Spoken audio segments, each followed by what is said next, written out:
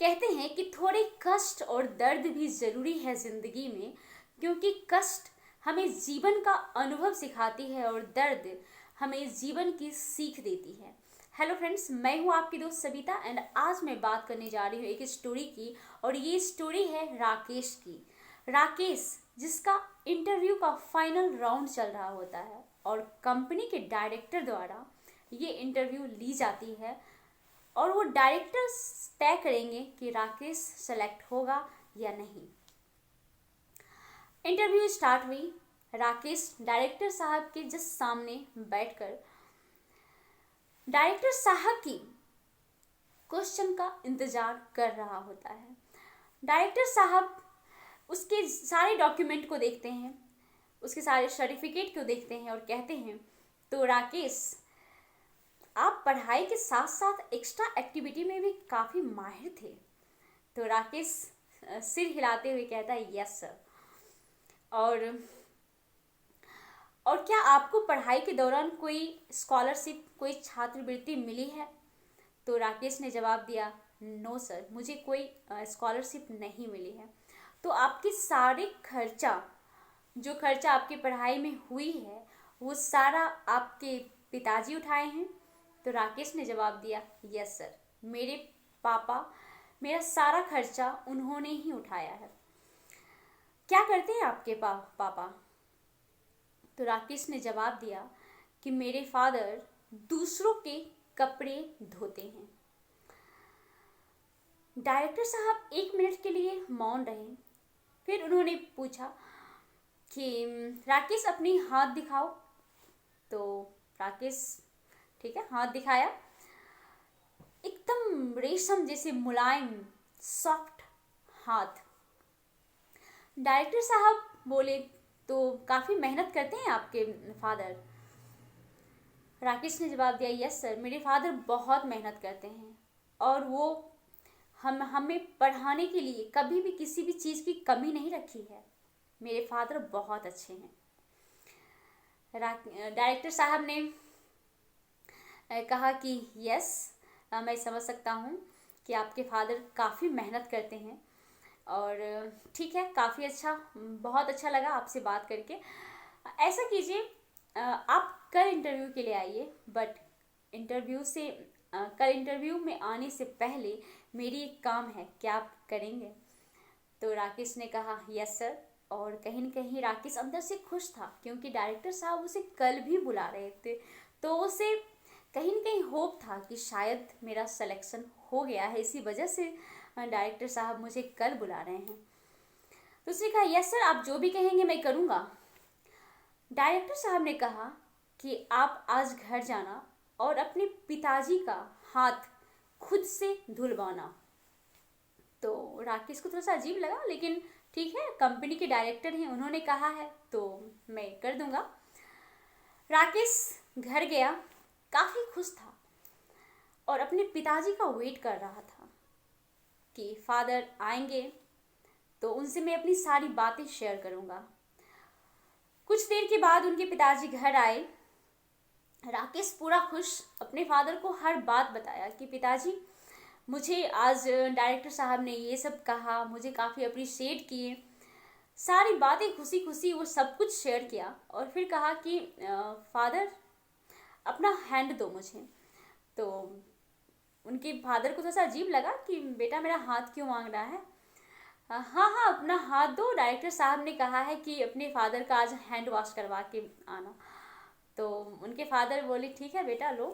तो जैसे ही राकेश अपने पापा का हाथ अपने हाथों में लिया, ये क्या, हाथ पूरा खुरदरा, पूरा रूखा सूखा हाथ। और जब वो अपने फादर का हाथ को देखा तो उसे थोड़ा सा अजीब लगा कि मेरे पापा का हाथ कितना खुरदरा हाथ है, इतना कड़क हैंड, जिसे टच करने में पूरा खड़खड़ की आवाज़ आती हो, सूखा हुआ हाथ। उसे काफ़ी अजीब लगा। फिर उसने बोला कि चलिए पापा, मैं आपका हैंड वॉश करवा देता हूँ। और जब वो हैंड वॉश लगा करके उस पर पानी डाल रहा था तो उसके पापा को पेन हो रही थी, हैंड उनका दर्द कर रहा था, क्योंकि फटे हाथों में जब पानी और हैंड वॉश पड़ता है तो वो छन छन आता है, अंदर से दर्द करता है। और ये देखकर राकेश की आंखों में आंसू आने लगे। और जब उनके फादर राकेश की आंखों में देखे तो वो समझ पा रहे थे कि मेरा बेटा आज मेरी दर्द को महसूस कर पा रहा है। और उनके फादर के भी आंखों में पानी आ गया। पहली बार राकेश अपने पापा की दर्द को एहसास कर पा रहा था। वो समझ पा रहा था पहली बार कि मेरे फादर कितना मेहनत करते हैं। और वो हैंड वॉश तो करवाया, साथ में वो खाना निकाल कर अपने हाथों से अपने फादर को खिलाया। और आज जितने भी कपड़े थे वो सारा कपड़ा वो खुद से वॉश किया। हमेशा की तरह फादर को मना करने पर भी वो एक भी ना सुना और सारा कपड़ा खुद धोया, उसे सुखाया। और काफ़ी इमोशनल था राकेश। और दूसरे दिन जब वो उस कंपनी के डायरेक्टर के पास पहुंचा तो डायरेक्टर साहब पूछे कि बताओ राकेश, क्या तुमने मेरी बात जो मैंने आपसे कहा था वो की? तो कैसा रहा अनुभव, बताओ, मुझसे शेयर करो। राकेश थोड़ी देर के लिए शांत था और उसने कहा, यस सर, मैंने किया। और पहली बार मैं अपने फादर के दर्द को समझ पाया, नज़दीक से महसूस कर पाया कि वो कितना मेहनत करते हैं मुझे अच्छी चीज़ें प्रोवाइड करने के लिए। मैं आगे बढ़ूं, मैं पढ़ूं, इसके लिए वो कितना मेहनत करते हैं, मैं पहली बार इसे महसूस किया हूँ। ऐसे तो मैं जानता था कि मेरे फादर बहुत मेहनत करते हैं, बट उसका एहसास फर्स्ट टाइम अनुभव किया और कल का दिन बहुत अच्छा गया।